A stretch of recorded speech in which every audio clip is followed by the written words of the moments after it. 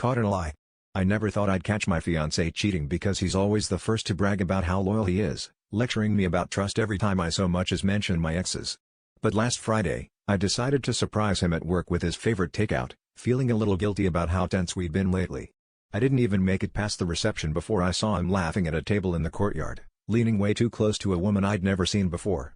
My stomach twisted, but it was what she was wearing that made me freeze, the gold hoops I'd been tearing my apartment apart for all week. I stood there, just watching, my hands shaking so hard I nearly dropped the food.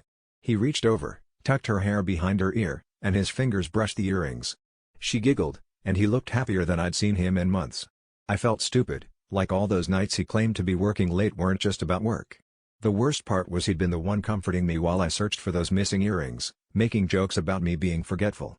Now I realized he must have slipped them to her, probably after one of those work dinners he insisted were just with colleagues. I didn't confront them right then. I just left the food on his desk and walked out. I spent the whole night replaying every argument we'd had, every time he'd accused me of not trusting him, trying to figure out how I'd let myself get played so badly. The next morning, I texted him a picture of the earrings, on her, and told him not to come home.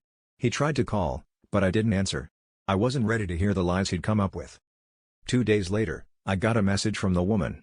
She said she had no idea about me and that he said he was single, that the earrings were a gift from his mother.